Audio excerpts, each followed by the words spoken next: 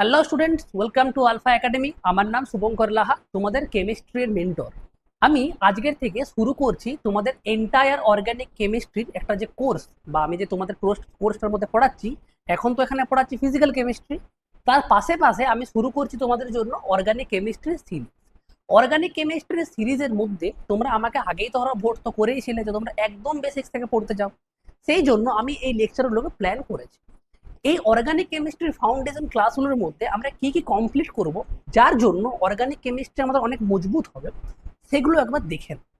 দেখো, প্রথমে যে আমাদের ক্লাসগুলো আছে সেটা তো ফাউন্ডেশন ক্লাসের মধ্যেই পড়ছে। প্রথমে যেটা আমাদের দেখতে হবে সেটা হচ্ছে ইতিহাস। যদিও ইতিহাস আমি পড়াবো না, ইতিহাসের পড়ানোর কোনো প্রয়োজন পড়ে না, কারণ তোমরা ক্লাস 10-এ একবার ইতিহাসটা একবার পড়ে এসেছো। সেই জন্য বিশেষ কিছু প্রয়োজন দেখো ইতিহাসটা পড়ার নেই। তারপরে যেটা আমাদের পড়তে হবে, খুব গুরুত্বপূর্ণ একটা টপিক, যার নাম হচ্ছে প্রপার্টিজ অফ কার্বন, বা কার্বনের যে বিভিন্ন ধরনের যে বৈশিষ্ট্যগুলো হয় সেই জিনিসগুলো আমাদের দেখতে হবে। কার্বনের কোন যৌগগুলোকে আমরা জৈব যৌগ বলবো, কার্বনের কোন যৌগগুলোকে আমরা জৈব যৌগ বলবো না, জৈব যৌগের সংখ্যা কতগুলো আছে, জৈব যৌগকে আমরা চিনবো কিভাবে, অজৈব যৌগকে আমরা চিনবো কিভাবে, ওদের মধ্যে পার্থক্য কোথায়, এই জিনিসগুলো আমরা এখন এখানে দেখবো প্রপার্টিজ অফ কার্বনের মধ্যে। আর কি দেখবো, মানে প্রপার্টি বলতে কার্বনের যে একটা ধর্ম তোমাদের বললাম আমি, যে কম্পাউন্ড সৃষ্টির, সেই জিনিসটা। বাকি ধর্মগুলো কি আছে, বাকি ধর্মগুলো আছে কার্বনের যে যোজ্যতা 4 হয়। তোমরা ক্লাস 10-এ পড়েছিলে ভ্যান হফ অ্যান্ড লা বেলের একটা গঠন, চতুর্স্থলকীয় মডেল কার্বনের চতুর্যোজ্যতার জন্য। সেই জিনিসটা আমরা এখানে পড়ব। 2 নাম্বার আমরা পড়বো ক্যাটিনেশন ধর্ম, যে কার্বনের ক্যাটিনেশন ধর্ম বলতে কি বোঝায়, বা আমরা কি বুঝতে পারি কার্বনের ক্যাটিনেশন ধর্ম বলতে। এছাড়া আমরা কি পড়বো, কার্বনের ইলেকট্রোনেগেটিভিটি কেমন হয়।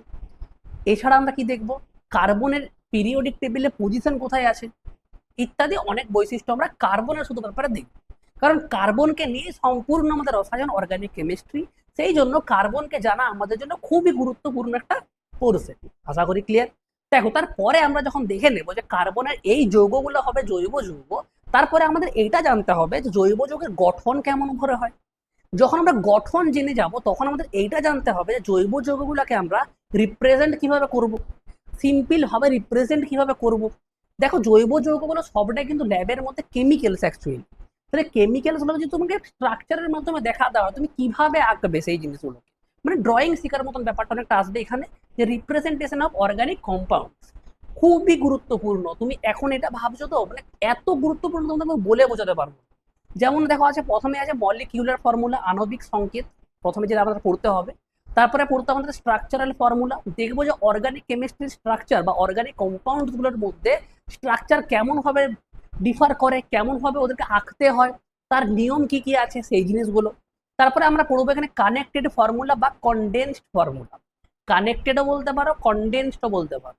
দেখাবো যে কনডেন্সড ফর্মুলা বলতে কোন জিনিসগুলোকে আমি বলছি, সেগুলো সম্বন্ধে অবশ্যই দেখাবো। আর লাস্টে সবচেয়ে গুরুত্বপূর্ণ, যেটা তোমরা টেনে শিখোনি, সেটা হচ্ছে আমাদের বন্ড লাইন ফর্মুলা, বা বন্ড লাইন রিপ্রেজেন্টেশন বলো, বা বন্ড লাইন নোটেশনও তুমি বলতে পারো।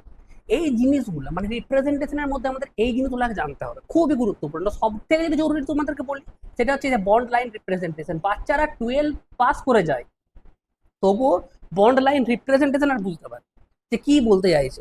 যেমন অনেক সময় তোমরা যদি দেখেছো, আমি জানি দেখেছো কিনা, যদি বইটা একবার দেখেছো অর্গানিক কেমিস্ট্রির পোর্শনটাতে, দেখবে অনেক সময় এরকম জিগজ্যাগ লাইন দেওয়া থাকে, এরকম জিগজ্যাগ লাইন দেওয়া থাকে। এই জিগজ্যাগ লাইনে দেখো অনেক সময় নামকরণ তোমাদের করতে বলে, কখনো তুমি এরকমও দেখতে পাবে, তারপরে কখনো তুমি এরকমও দেখতে পাবে। এই জিনিসগুলো, এই রিপ্রেজেন্টেশনটাকে বলা হয় কি বন্ড লাইন, বন্ধন রেখা, একটা প্রতিস্থাপনা। কার্বনগুলো কিভাবে দেখাবো, হাইড্রোজেনগুলো কিভাবে দেখাবো, ইত্যাদি এই জিনিসগুলো কিন্তু আমরা কোথায় পড়বো, বন্ড লাইন রিপ্রেজেন্টেশনের মধ্যে আমরা পড়বো। তারপরে আমরা কি পড়বো বলতো, তারপরে আমাদের দেখবো, খুবই গুরুত্বপূর্ণ, এখান থেকে কোশ্চেন কিন্তু আসে। তারপরে আসে আমাদের কি, calculation of pi and sigma bond. Pi এবং সিগমা বন্ড তোমাদের আমি সামান্য পড়তে বলেছিলাম, তোমরা পড়েছো কিনা জানি না, সেটা তো কোনো প্রবলেম নেই, আমি তোমাদেরকে পড়িয়ে দেবো আবার, যে পাই আর সিগমা বন্ড বলতে কি বোঝায়, কিভাবে তৈরি হয়, সাইড ওয়াইজ ওভারল্যাপিং এর জন্য পাই বন্ড কিভাবে সৃষ্টি হয়, হেড অন ওভারল্যাপিং এর জন্য সিগমা বন্ড কিভাবে সৃষ্টি হয়, এগুলো সব বলবো তোমাদের, হয়েছে। তারপরে কি আছে বলতো, হাইব্রিডাইজেশন। হাইব্রিডাইজেশনের মধ্যেও আমরা কি দেখবো, যে বিভিন্ন ধরনের হাইব্রিডাইজেশন কিভাবে হয়ে থাকে। মানে বিশেষ করে এখানে আমরা ইনঅর্গানিক পার্টটাকে ছেড়ে দিয়ে দেখবো যে জৈব যৌগের মধ্যে আমরা হাইব্রিডাইজেশন দেখি কিভাবে। তোমরা এখানে করেছিলে sp2 sp3 sp3d sp3d2 sp3d3 sp3d 4, এরকম ভাবে তোমরা দেখেছিলে, D5 দেখেছিলে। তা ওগুলার পরে এবার আমাদের এটা দেখতে হবে যে কার্বনের মধ্যে বা কার্বনের যে সমস্ত জৈব যৌগগুলো আছে তাদের মধ্যে হাইব্রিডাইজেশন কিভাবে লক্ষ্য করা যায় হলো। তারপরে লাস্টে আমরা কি দেখবো, লাস্টে দুটো টপিকের মধ্যে আমরা কি দেখবো, যে ক্লাসিফিকেশন অফ অর্গানিক কম্পাউন্ডস বা জৈব যৌগের শ্রেণীবিন্যাস আমরা কিভাবে করি সেটা দেখবো। লাস্টে আমরা কি দেখবো, যে degree of, car car degree দেখতে হবে। ডিগ্রি বলতে এই ডিগ্রিকে বলা হচ্ছে না, বা তোমরা যে PhD degree, MSc degree, BSc degree, 12 degree, degree এই ডিগ্রি আর ওই ডিগ্রির মধ্যে পার্থক্য থাকে, মানে কার্বনের মধ্যে ডিগ্রি আমরা এখানে চেক করব। আর কি দেখবো বলতো, এখানে আমরা দেখবো ডিগ্রি অফ কার্বন, আর কাকে দেখবো, ডিগ্রি অফ হাইড্রোজেন, দিয়ে আমরা দেখবো ডিগ্রি অফ অ্যামিন, দিয়ে আমরা দেখবো ডিগ্রি অফ অ্যালকোহল। চারজনের আমরা ডিগ্রি চেক করবো এখানে। এখান থেকে কোশ্চেন কিন্তু আসে, একটা চান্স থাকে ডিগ্রি থেকে কোশ্চেন দেওয়ার। আর এই টপিকটাও কিন্তু খুব গুরুত্বপূর্ণ, যে পাই অ্যান্ড সিগমা বন্ড ক্যালকুলেশন, এখান থেকেও কোশ্চেন দেয়, অনেক সময় তোমাদের যেই মেন্স নিটেও দিয়ে দেয় হলো তো। আর হাইব্রিডাইজেশন থেকেও কোশ্চেন দেয় এই জিনিসটাতে, এই জিনিসটাতে হাইব্রিডাইজেশন থেকে কোশ্চেন তো আসেই। তুমি যেই পিওয়াই কিউ দেখে নাও, ডাব্লিউবি যে পিওয়াই কিউ দেখে নাও, হাইব্রিডাইজেশন অফ অর্গানিক কম্পাউন্ডস থেকে কোশ্চেন কিন্তু আসে। আর সেগুলো তোমাদেরকে আমি ভালো করে করাবো। পিওয়াই কিউটা আমি সেশন রাখবো, সেই পিওয়াই কিউ সেশনের মধ্যেই সমস্ত কিছুটা তোমাদের আমি করাবো হলো। তারপরে কি দেখতে হবে, লাস্ট একটা জিনিস ছিল এখানে লিখিনি, সেটা হচ্ছে ডিগ্রি অফ আনস্যাচুরেশন। সেটা আমরা পড়বো ডিগ্রি অফ আনস্যাচুরেশন বা হাইড্রোজেন ডেফিসিয়েন্সি হলো তো।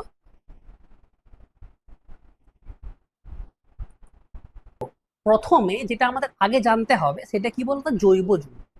প্রথমে আমরা দেখলাম ইন্ট্রোডাকশন, এবার আমাদের দেখতে হবে জৈব যৌগের ডেফিনেশনটা কি। যদি জৈব যৌগের ডেফিনেশনটা আমাদের ক্লিয়ার থাকে তাহলে ভবিষ্যতে জিনিসগুলোকে বুঝতে আমাদের অনেক সুবিধা হবে।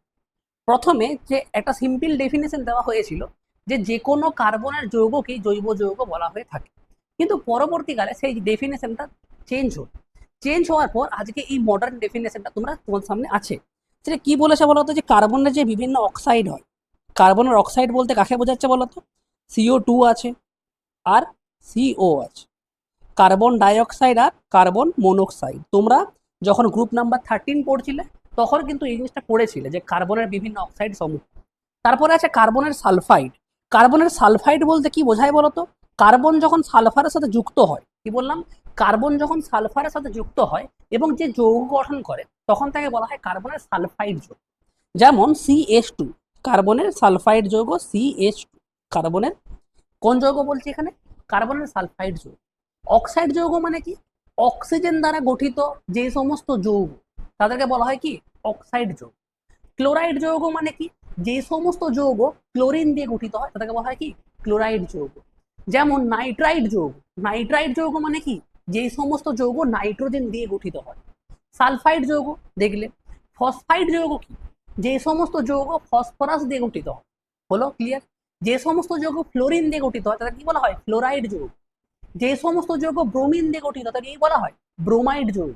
যে সমস্ত যৌগ আয়োডিন দিয়ে গঠিত হয় তাকে কি বলা হবে, আয়োডাইড যৌগ। এইভাবে ডেফিনেশন গুলো আশা করি ক্লিয়ার হলো, মানে এইভাবে যে যৌগগুলোর নামকরণ এইভাবেই করা হয়, আশা করি ক্লিয়ার। দিয়ে আছে কার্বনেট। কার্বনেট বলতে কাকে বোঝায় বলতো, কার্বনেট বলতে CO3 2- মূলককে বোঝায়। CO3 2- মূলককে বোঝায়। বলবে স্যার CO3 2- মূলক মানে কি, স্যার মূলক মানে কি, মূলক মানে স্যার আমরা জানি না স্যার। শুনো, মূলক মানে কি বুঝো, যে অনেকগুলো পরমাণু যখন পরস্পরের সাথে যুক্ত হয় এবং তারা একটা আয়ন সৃষ্টি করে। দেখো এখানে কার্বন একটা আছে আর অক্সিজেন দেখো 3টা আছে, মোট 4টা পরমাণু আছে। 4টা পরমাণু মিলিত হয়ে মানে জোটবদ্ধ হয়ে একটা কি তৈরি করেছে, আয়ন তৈরি করেছে। মাথায় কত চার্জ আছে বলতো, -2। তাহলে -2 চার্জ আছে এবং CO3 একটা আয়ন, CO3 2- একটা আয়ন যেটাকে আমরা মূলক বলি। তাহলে অনেকগুলো পরমাণু যখন পরস্পরের সাথে যুক্ত হয়ে একটা আয়ন সৃষ্টি করে তখন তাকে বলা হয় কি, এক প্রকারের মূলক। কার্বনেট হচ্ছে একটা এক প্রকারের কি, মূলক। বাইকার্বনেট এক প্রকারের মূলক। মনে রাখবে যেখানে যেখানে তুমি বাই পাবে, টাটা বাই বাই এইটা নয়, বাই বলতে যেখানে যেখানে তুমি কার্বনের মধ্যে বাই পাবে তার মানে হচ্ছে হাইড্রোজেন, রিপ্রেজেন্ট হাইড্রোজেন। কাকে রিপ্রেজেন্ট করবে, সেটা হাইড্রোজেনকে রিপ্রেজেন্ট করবে। কার সাথে যুক্ত হয়েছে হাইড্রোজেনটা, কার্বনেটের সাথে। কার্বনেট কে ছিল, CO3 2- ছিল। CO3 2- সাথে যুক্ত হয়ে গেছে কে আমাদের বলতো, হাইড্রোজেন। তাহলে হাইড্রোজেন যদি CO3 2- সাথে যুক্ত হয়ে যায় তখন তুমি কি বলবো তাকে, বাই কার্বনেট। আশা করি ক্লিয়ার, বাই কার্বনেট। ভালো করে দেখো এখানে দেখতে কেমন হয়, HCO3-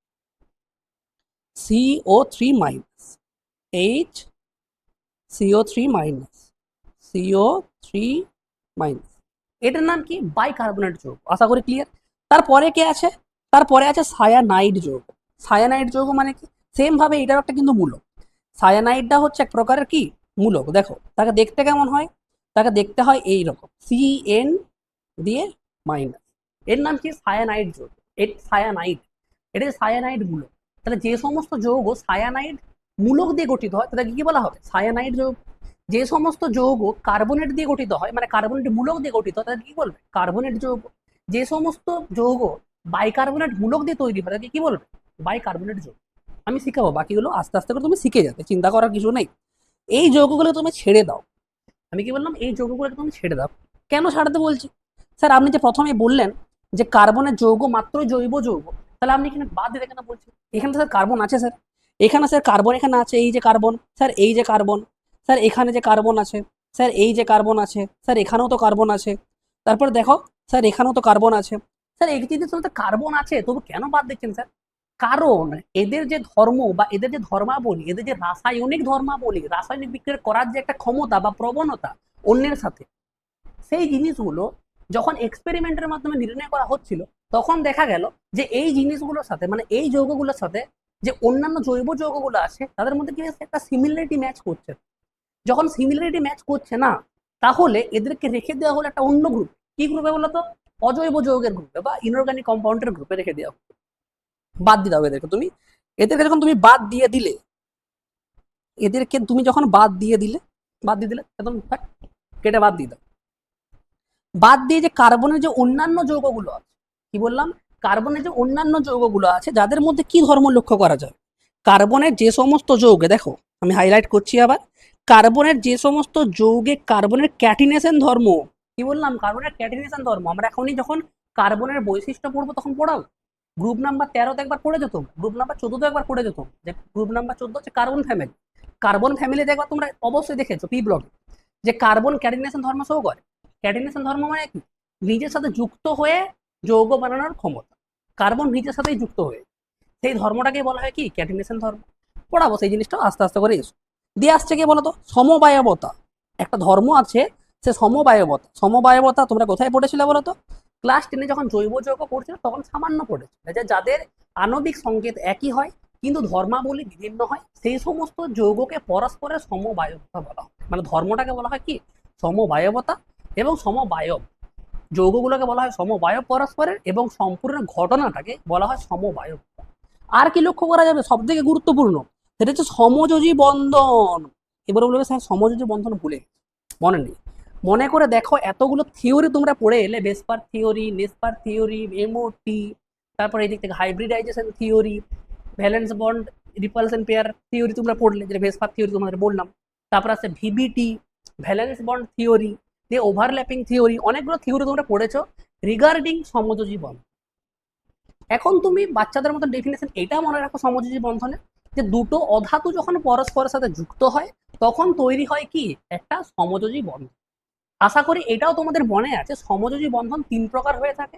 সমযোজী এক বন্ধন, সমযোজী দ্বিবন্ধন এবং সমযোজী ত্রিবন্ধন। টোটাল 3 প্রকারের সমযোজী বন্ধন তুমি দেখতে পাবে। 1 নাম্বার সমযোজী এক বন্ধন, সমযোজী দ্বিবন্ধন আর সমযোজী ত্রিবন্ধন। সমযোজী এক বন্ধন যেটা হয় তোমাদের, সেটা সবসময় কিন্তু হেড অন ওভারল্যাপিং এর মাধ্যমে তৈরি হয়। কিভাবে বললাম? হেড অন ওভারল্যাপিং এর মাধ্যমে তৈরি হয়ে থাকে। হেড অন ওভারল্যাপ, ভালো করে দেখো, আমি সামনে যাচ্ছি, ভালো করে দেখো। হেড অন ওভারল্যাপিং এর মাধ্যমে কি তৈরি হয় আমাদের? সমযোজী এক বন্ধন, যেটাকে আমরা সিগমা বন্ডও বলে থাকি। যদি সাইড ওয়াইজ ওভারল্যাপিং হয় এরকম ভাবে, যদি সাইড ওয়াইজ ওভারল্যাপিং হয়, কেমন ভাবে বললাম? সাইড ওয়াইজ ওভারল্যাপিং হয়, তাহলে সাইড ওয়াইজ ওভারল্যাপিং এর জন্য কি সৃষ্টি হবে বলতো? পাই বন্ড তৈরি হবে। তাহলে যদি সমযোজী এক বন্ধন দেখতে পাচ্ছ, সেই এক বন্ধনটাকে এখন তোমরা কি বলো বলতো? সেটাকে তোমরা এখন বলো সিগমা বন্ড। Sigma bond. যখন দ্বিবন্ধন দেখতে পাও তখন সেটাকে তুমি কি বলবে? একটা সিগমা বন্ড, একটা পাই বন্ড। যখন তুমি ত্রিবন্ধন দেখতে পাও তখন তুমি কি বলবে? একটা সিগমা বন্ড, দুটো পাই বন্ড। মানে যে কোনো যৌগের ক্ষেত্রে যদি বন্ধন তৈরি হচ্ছে, ম্যাক্সিমাম 3টা বন্ধন তৈরি হতে পারে। তো 3টা বন্ধনের মধ্যে সর্বদা একটা বন্ড, কেবলমাত্র একটা বন্ড হবে সিগমা বন্ড। রিমেনিং যা বন্ড থাকবে সবাই হয়ে যাবে পাই বন্ড। বলে স্যার কেন এরকম হয়? কারণ সাইড ওয়াইজ ওভারল্যাপিং এর মাধ্যমে তৈরি হয়। সাইড ওয়াইজ ওভারল্যাপিং কাদের মধ্যে পসিবল হয় বলো বলো? ভুলে যাও না, বলো। পি অরবিটালের মধ্যে পসিবল হয়, ডি অরবিটালের মধ্যে পসিবল হয়। যেমন হচ্ছে পিপি, যেমন হচ্ছে পিএক্স পিএক্স যদি আসে, পিএক্স পিএক্স যদি আসে কি হবে? Head on. পিওয়াই পিওয়াই যদি আসে তাহলে কি হবে বলো ওখানে সাইড ওয়াইজ। সেই জিনিসটা এখানে বলা হচ্ছে যে কার্বনের মধ্যে কেমন বন্ধন দেখা যাবে, ওই যৌগের মধ্যে কেমন বন্ধন তুমি দেখতে পাবে, সমযোজী বন্ধন দেখা যায়। সেই সমস্ত যৌগগুলো তুমি যদি দেখতে যাও, সেই যৌগগুলো তুমি কি বলবে এবার বলো, জৈব যৌগ।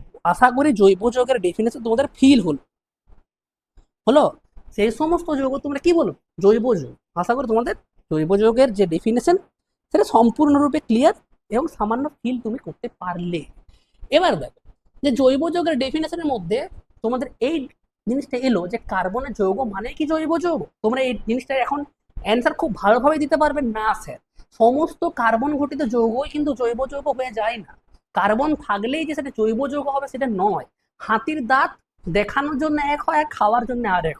দেখানোর জন্য বাইরে দাঁত সাদা সাদা বাড়ি বেরিয়ে থাকে, এত বড় বড় দাঁত থাকে, খাবার জন্য মুখের ভিতরে দাঁত থাকে। সেম জিনিসটা হচ্ছে এখানে কার্বনের যৌগের মধ্যে তুমি কার্বনেট যৌগকে ছেড়ে দাও, কাকে ছেড়ে দাও, কার্বনেট যৌগকে ছেড়ে দাও, বাইকার্বনেটকে ছেড়ে দাও, সায়ানাইডকে ছেড়ে দাও, আইসোসায়ানাইডকে ছেড়ে দাও, কার্বন ডাইঅক্সাইডকে ছেড়ে দাও, কার্বন মনোক্সাইডকে ছেড়ে দাও, আর কার্বনের সালফাইড যৌগকে ছেড়ে দাও।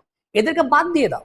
এদেরকে বাদ দিয়ে দেওয়ার পর যে সমস্ত যৌগগুলো পড়ে রইলো, যাদের মধ্যে কার্বনের ক্যাটিনেশন ধর্ম তুমি শো করতে পারবে, মানে শো হবে, যাদের মধ্যে যে সমস্ত যৌগের মধ্যে সমযোজী বন্ধন কেবলমাত্র দেখা যাবে, সমযোজী 1 হতে পারে, 2 হতে পারে, 3ও হতে পারে, আর সমবায়বতা লক্ষ্য করা যাবে, সেই সমস্ত আমরা যৌগকে আমরা বলবো কি জৈব যৌগ। তাহলে কার্বন মানে যে জৈব যৌগ হয়ে যাবে তার কিন্তু কোনো প্রকারের মানে নেই। তারপরে দেখো তাহলে জৈব যৌগ তোমাদের আশা করি সম্পূর্ণ ক্লিয়ার, জৈব যৌগের ডেফিনেশন তোমাদের ক্লিয়ার হয়ে গেল, কোন সমস্ত যৌগ বা কোন কোন যৌগগুলো জৈব যৌগ হবে, কোন কোন যৌগগুলো জৈব যৌগ হবে না, তোমরা সেটাও ক্লিয়ার করবে। এখন আমাদের এইটা মনে কোশ্চেন অবশ্যই আসে, যে তোমাদের মনেও আসে যে স্যার আমরা তো ইনঅর্গানিক কেমিস্ট্রি পড়লাম, এতদিন আমরা পড়ে এলাম, ইনঅর্গানিক কেমিস্ট্রি পি ব্লক পড়লাম, গ্রুপ 13 আর 14 স্যার পড়েছি, বোরন ফ্যামিলি পড়লাম আর কার্বন ফ্যামিলি স্যার পড়েছি। স্যার আমাদের এটা বলুন যে জৈব যৌগের সাথে অজৈব যৌগের ডিফারেন্সটা কোথায় ক্রিয়েট, বা কেন, বা পার্থক্যটা কোন জায়গাতে আছে। দেখো এবার ভালো করে ক্লাস 10-এ একবার পড়েছিল মনে আছে, ক্লাস 10-এর ডেফিনেশন গুলো বা ক্লাস 10-এর যে ডিফারেন্স গুলো সেগুলো একবার দেখো। দেখো প্রথমে কি আছে বলতো, প্রথমে যে জিনিসটা দেওয়া আছে জৈব যৌগের অণুতে কার্বন মৌল অবশ্যই উপস্থিত থাকে। ঠিক আছে, আমরা দেখে নিলাম যে কার্বন যৌগ ছাড়া তো জৈব যৌগ পসিবল হবে না, কিন্তু জৈব যৌগের মধ্যে কার্বন থাকবেই, অজৈব যৌগের মধ্যেও কার্বন থাকতে পারে। আমরা দেখলাম যে এই যে এদের যে যৌগগুলো তৈরি হবে, carbonate, bicarbonate, cyanide, isocyanide, carbon dioxide, carbon sulphide, এগুলোকে বাদ দাও, এগুলো অজৈব যৌগের শ্রেণীতে পড়ে। হলো তো? তাহলে আমি কি বললাম বলতো, যে জৈব যৌগ যদি বুঝতে হয় তার মধ্যে, বা জৈব যৌগ যদি তাকে হতে হয় তার ক্রাইটেরিয়া বা তার কন্ডিশন কি হবে বলতো, তার কন্ডিশন একটাই হবে যে তোকে সবসময় একটা মিনিমাম কার্বন নিজের মধ্যে রাখতে হবে। মিনিমাম একটা, কটা রাখতে হবে, একটা। জৈব যৌগের অণুতে কার্বন মৌল উপস্থিত থাকে, অবশ্যই থাকবে উপস্থিত। তারপরে কি বলেছে, কার্বনের সঙ্গে আর কে কে যুক্ত হতে পারে, hydrogen, oxygen, nitrogen, sulphur, phosphorus, chlorine, fluorine, bromine, iodine, magnesium, sodium, অনেককেই যুক্ত হতে পারে কার্বনের সাথে, অনেকেই যুক্ত হতে পারে, মানে জৈব যৌগের সাথে এরা যুক্ত হতে পারে।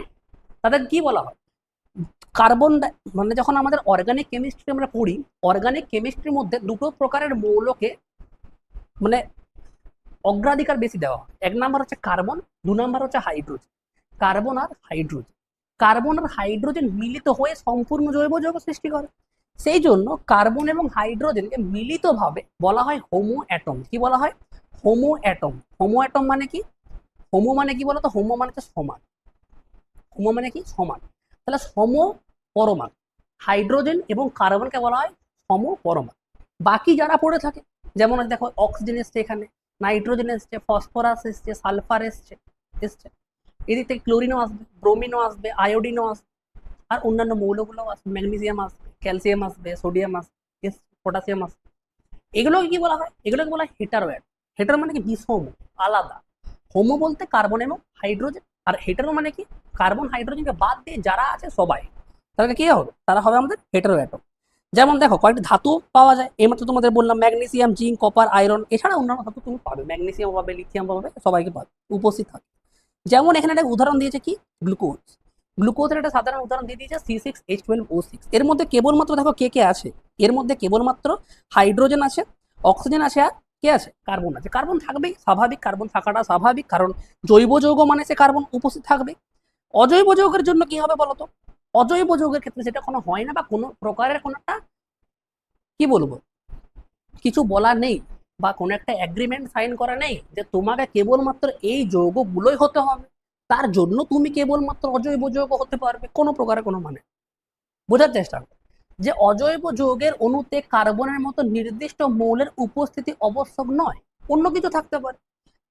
অজৈব যৌগের ডেফিনেশনটা, অজৈব যৌগের ডেফিনেশন হচ্ছে যে আমাদের পিরিয়ডিক টেবিল আছে, সেই পিরিয়ডিক টেবিলে সমস্ত মৌল আছে, সেই সমস্ত মৌলে তুমি কার্বনের যৌগগুলোকে ছেড়ে দাও, ডেফিনেশনটা অনুযায়ী ছেড়ে দাও, বাকি যে সমস্ত মৌলগুলো আছে ওদের যে যৌগ সৃষ্টি হয়, এবার ওদের যৌগ যখন সৃষ্টি হবে তাতে হাজার হাজার crore crore lakh lakh crore crore billion trillion quadrillion এরকম তো যৌগ সৃষ্টি হতেই পারে।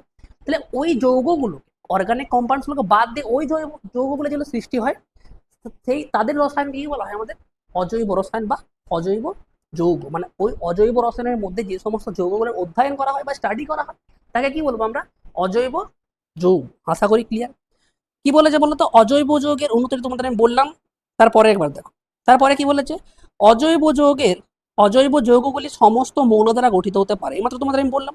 এখানে জাস্ট একটা এক্সাম্পল দিয়েছে NaCl বা সোডিয়াম ক্লোরাইড। সোডিয়াম ক্লোরাইড ছাড়া কি হতে পারে, সোডিয়াম নাইট্রেট হতে পারে, ম্যাগনেসিয়াম নাইট্রেট হতে পারে, সোডিয়াম ক্লোরাইড হতে পারে, ক্লোরিক অ্যাসিড হতে পারে, হাইড্রোক্লোরিক অ্যাসিড হতে পারে, সালফিউরিক অ্যাসিড হতে পারে, সালফিউরাস অ্যাসিড হতে পারে, নাইট্রাস অ্যাসিড হতে পারে, আর কি পারক্লোরিক অ্যাসিড হতে পারে, হাইপোক্লোরিক অ্যাসিড হতে পারে, যত খুশি হোক, তো কি আছে হাজার হাজার লক্ষ লক্ষ কোটি কোটি, আমি তো বলে বলে হায়রান হয়ে যাবো, তো বসে হবে। কার্বনেট আছে, sodium carbonate, potassium carbonate, lithium carbonate, caesium carbonate, magnesium carbonate, calcium carbonate, marble পাথর যেটা ঘরে লাগানো হয় মার্বেল পাথর, চক, ক্যালসিয়াম কার্বনেট। তো এর মধ্যে অজস্র যৌগ আছে, কারের মধ্যে বলো তো, অজৈব যৌগের মধ্যেও আছে। আনুমানিক একটা কথা তোমাদের আমি বলি, শুনে তুমি ভালো লাগবে, একটা ফ্যাক্ট হিসেবে তোমরা মনে রাখো, আনুমানিক জৈব যৌগের সংখ্যা যদিও এতটা আবিষ্কার এখনো হয়, আবিষ্কার হয়েছে মোটামুটি আমাদের 16 মিলিয়নের কাছে কম্পাউন্ড, 16 মিলিয়ন, 1 লক্ষ 1,60,00,000 কম্পাউন্ড কিন্তু আবিষ্কার হয়ে গেছে, নামও করা হয়ে গেছে। আনুমানিক কার্বনের এই ধর্ম অনুযায়ী মোটামুটি 10⁻60, 10⁻60 যৌগ একটা এক্সিস্টেন্স আছে ইউনিভার্সের মধ্যে। গোটা ইউনিভার্স যদি কম্বাইন করে, গোটা ইউনিভার্সের মধ্যে টোটাল এতগুলো কম্পাউন্ড সৃষ্টি হওয়ার সম্ভাবনা, কিন্তু আজ পর্যন্ত মাত্র আমরা 1.6 মিলিয়ন, সরি হ্যাঁ 1.6 মিলিয়ন বা 16 লক্ষ, 1,16,00,000 60 লক্ষ বললাম, সরি ভুল বললাম, এটা আমি কত বললাম, 1.6 মিলিয়ন জৈব আবিষ্কার হতে এখনো পেরেছে। আশা করি ক্লিয়ার। এবারে জৈব যৌগগুলি মূলত সমযোজী, প্রথমেই চলে এলো সমযোজী যৌগ হতেই হবে, সমযোজী না হলে কিন্তু তুমি জৈব যৌগ হতে পারো না, ডেফিনেশন আমরা তাই বলি। এরপরে দেখো অজৈব যৌগের ক্ষেত্রে কি হবে, অজৈব যৌগের মধ্যে কোনো ধরা বাঁধা নিয়ম এখানে নেই। এই যৌগগুলি আমাদের আয়নীয় যৌগ হতে পারে, যেটাকে তড়িৎযোজী যৌগ বলা হয়ে থাকে, এরা সমযোজীও হতে পারে, আচ্ছা স্যার ঠিক আছে, আর এরা অসমযোজীও হতে পারে। বলে স্যার উদাহরণ একটা করে দিন, উদাহরণ এবার ভালো করে এবার দেখো, তড়িৎযোজী যৌগের মধ্যে আছে আমাদের NaCl, সব থেকে একদম সিম্পল একদম উদাহরণ NaCl হলো তো। সমযোজীর মধ্যে তোমাদের আছে অ্যামোনিয়া NH3, খুব সিম্পল সিম্পল আমি বলছি তোমরা ভালোভাবে বুঝতে পারো, হলো। অসমযোজীর মধ্যে আছে HCN, হাইড্রোসায়ানাইট অ্যাসিড, হাইড্রোসায়ানাইট অ্যাসিড HCN, হলো তো এরা। তারপরে কি আছে বলো তো, তারপরের বৈশিষ্ট্য আমাদের বলছে যে জৈব যৌগগুলির গলনাঙ্ক ও স্ফুটনাঙ্ক সাধারণত কম হয়। কেন কম হয় স্যার, কেন কম হয় স্যার বলো তো শুনি, তোমরা তো কেমিক্যাল বন্ডিং একবার পড়েছো, এবার বলো আমাকে যে কেন কম হয়, জৈব যৌগের গলনাঙ্ক এবং স্ফুটনাঙ্ক কেন কম হয়, বা যে আমাদের যে সমযোজী যৌগগুলো আছে ওদের যে ধর্ম অনুযায়ী স্ফুটনাঙ্ক এবং গলনাঙ্ক কম হওয়ার কারণটা, এইটা তোমরা পড়েছিলে যে আমাদের যে আয়নীয় যৌগগুলো হয় ওদের মধ্যে স্ট্রং কুলম্বিক অ্যাট্রাকশন ফোর্স অ্যাক্ট করে। মানে কি, একটা শক্তিশালী কুলম্বীয় বল আকর্ষণ করে রাখে দুটো আয়নিক, কিন্তু সেক্ষেত্রে আমাদের যদি সমযোজী যৌগের ক্ষেত্রে দেখতে যাই সেই জিনিসটা কিন্তু হয় না। সেখানে আমরা কি করি না, একটা ইলেকট্রন দিই, এখান থেকে একটা ইলেকট্রন এলো, একটা অরবিটাল থেকে ইলেকট্রন নিল, আর একটা অরবিটাল ইলেকট্রন নিল, তারপরে কি করলো ওরা শেয়ারিং করলো, তারপরে কি তৈরি হয়ে গেল, বন্ধন তৈরি হয়। ওদের বন্ধনটা এতটাও স্ট্রং নয় অ্যাজ কম্পেয়ার টু আমাদের ইলেকট্রোভ্যালেন্ট বন্ড, মানে আয়নীয় বন্ধনের মতো অতটা স্ট্রং বন্ড এদের মধ্যে তৈরি হয়। সেই জন্য যেহেতু বন্ডটা স্ট্রং এতটাও নয় অ্যাজ কম্পেয়ার টু আমাদের আয়নীয় বন্ধন, সেই জন্য এদের গলনাঙ্ক আর স্ফুটনাঙ্ক সাধারণত কেমন হয় বলতো, কম। গলনাঙ্ক মানে বলতে পারবো, গলনাঙ্ক মানে কারোর মনে আছে গলনাঙ্ক মানে, একটা নির্দিষ্ট টেম্পারেচার যেখানে যে ওই পদার্থটা কিসে পরিণত হবে, তরলে পরিণত হবে বা গলে যাবে, একটা অবস্থা থেকে আরেকটা অবস্থা রূপান্তর হবে। স্ফুটনাঙ্ক মানে কি, যে উষ্ণতার মধ্যে সেটা ফুটতে শুরু করবে, সেটাকে কি বলবো আমরা, স্ফুটনাঙ্ক সাধারণ ডেফিনেশন অনুযায়ী।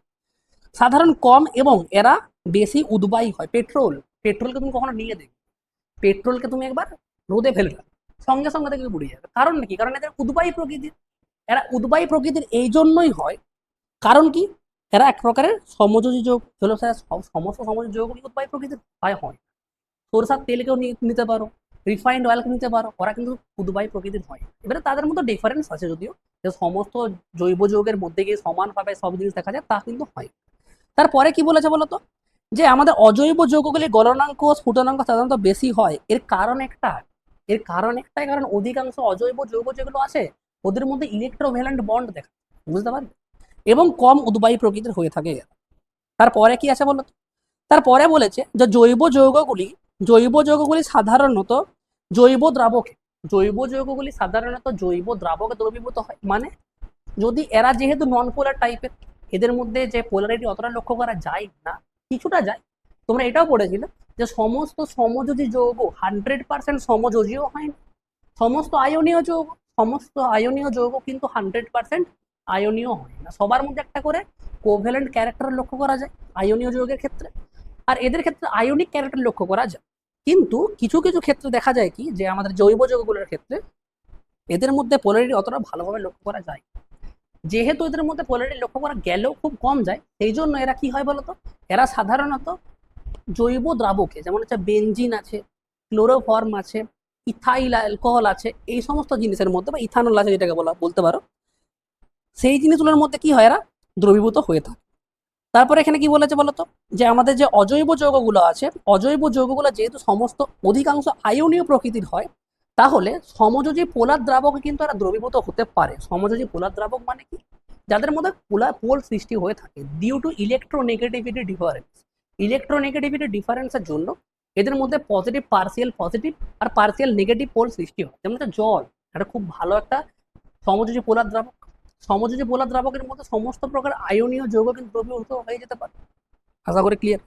তারপরে কি বলেছে দেখো, অজৈব যৌগগুলি সাধারণত অজৈব দ্রাবক, যেমন হচ্ছে জলে দ্রবীভূত হয়, কারণ জল ওটা সমযোজী পোলার, সেই জন্য। আর ইউনিভার্সাল সলভেন্টও বটে আমাদের জল। তারপরে কি বলেছে একবার দেখো, তারপরে এখানে বলে দিয়েছে অধিকাংশ জৈব যৌগ এবং এদের দ্রবণ তড়িতের অপরিবাহী। মানে জৈব যৌগ যেগুলো হয় তারা সাধারণত উইক ইলেকট্রোলাইটস এর মধ্যে কাউন্ট হয়। যদি জৈব অ্যাসিডটাকে বলি, সে তারা সবাই নয়, যেমন হচ্ছে ফর্মিক অ্যাসিড, অ্যাসিটিক অ্যাসিড, এদের যদি তুমি দ্রবণ সৃষ্টি করে এবং এদের মধ্যে তড়িৎ চালনা করতে যাও, সেক্ষেত্রে ইলেকট্রোলাইসিসের যে রেট সেটা খুব কম হয়। কারণ একটাই, কারণ এরা আয়নে ডিসোসিয়েটটাও কম। আয়নিক ইকুইলিব্রিয়াম তোমাদের কাছে পড়াচ্ছি জিনিসটাকে, মানে পড়াবো, যদি এখনো পড়ানো হয়নি তো পড়িয়ে দেবো তোমাদেরকে। তারপরে কি বলেছে বলতো, যে গলিত অবস্থায় অধিকাংশ অজৈব যৌগ এবং এদের দ্রবণ তড়িৎ পরিবহন করে, কারণ করবেই তো। তোমরা এটাও পড়েছিলে ক্লাস 11-এ পড়েছো, 10-এও একবার পড়েছিলে, যে আমাদের যে আয়নিক কম্পাউন্ড গুলো হয়ে থাকে, আয়নিক কম্পাউন্ড গুলোর মধ্যে যদি তাকে তুমি গলিত অবস্থায় নিয়ে আসতে পারো, গলি দাও সম্পূর্ণটা, অথবা মেল্ট করে দাও, মেল্ট মানে গলানো, অথবা তুমি সেটাকে একটা দ্রবণ তৈরি করো, একটা জলীয় দ্রবণ তৈরি করো। জলীয় দ্রবণ মানে কি, জল দিয়ে ওটা একটা দ্রবণ তৈরি করে, একটা প্রকৃত দ্রবণ তৈরি হয়ে যায়। তার মধ্যে যখন তুমি ইলেকট্রিসিটি পাঠাবে থ্রু ক্যাথোড অ্যান্ড অ্যানোড, সেক্ষেত্রে কি হবে বলতো, ইলেকট্রোলাইসিস মানে কি, তড়িৎ বিশ্লেষণ হবে, মানে তড়িতে যে পরিবহন ঘটবে, এবং তার সাথে সাথে কিন্তু কেমিক্যাল চেঞ্জ, মানে কেমিক্যাল রিয়াকশন ঘটে থাকে। আশা করি তোমাদের জৈব যৌগের ডেফিনেশন, জৈব যৌগের সাথে অজৈব যৌগের পার্থক্য সম্পূর্ণরূপে। এবার আমাদের এটা দেখতে হবে যে কার্বনের বিভিন্ন ডেফিনেশন বা কার্বনের যে বিভিন্ন বৈশিষ্ট্যগুলো কি আছে। তাহলে এবার চলো শুরু করা যাক, যে কার্বনের বিভিন্ন বৈশিষ্ট্যগুলো কি আছে।